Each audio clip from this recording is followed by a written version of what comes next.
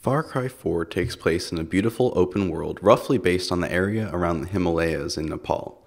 As a player, you're free to explore the environment through a variety of means, including driving ATVs, cars, and trucks, to water vehicles, small helicopters, and even a wingsuit for quickly bailing from great heights. When navigating towards a specific mission or location, the game conveniently lets you turn on Autodrive, so you can take in the surroundings or deal with enemies and vehicles of their own. Your motivation for exploring the game's world is the central campaign, which pits you against an eccentric dictator as the son of two rebels who has returned to the country from America to bury his mother's ashes. As you fight for the rebels, campaign missions make you choose between options like capturing drugs so that their sale can feed the country's poor, or burning them on principle. The game makes it clear that there are shades of gray to each of these decisions, though making these choices often seems to only change how certain key characters act towards you temporarily. There are also missions which introduce you to the game's many quirky side characters. Whether it's a preacher obsessed with guns or a raunchy radio broadcaster looking to take down the corrupt government's propaganda, these characters are entertaining and their missions challenging and unique from the rest of your time wandering around the countryside of Karat. Speaking of which, there's a lot of Far Cry 4 that has a little to do with your progress in the main campaign. In order to toughen yourself up for the harder battles, you can go around hunting wildlife, whose hides can be used to craft better equipment. That includes making yourself bigger bags, which you'll need to collect all of the loot you get from taking down enemies.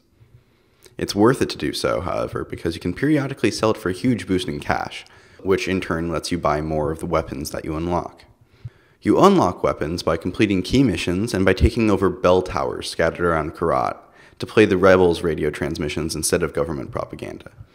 Capturing these towers is usually more of a puzzle than a fight, pushing you through some light platforming to reach the top and maybe taking down a guard or two on the way. Rounding out the time you spend wandering around Karat are random karma events where you run into government soldiers on the roads between villages and military outposts. These might task you with assassinating an officer or running a courier off the road who has intel or supplies.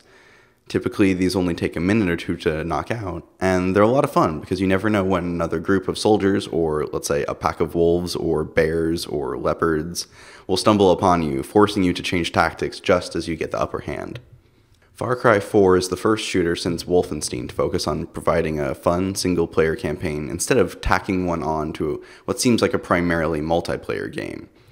While there are some online modes, including ones that let you make your own maps, you're going to want to spend the majority of your time exploring Karat on your own or with a friend visiting from their own campaign. If you're looking for a break from leveling up in Destiny or the latest Call of Duty, Far Cry 4 is a fantastic open world shooter that we can't recommend highly enough.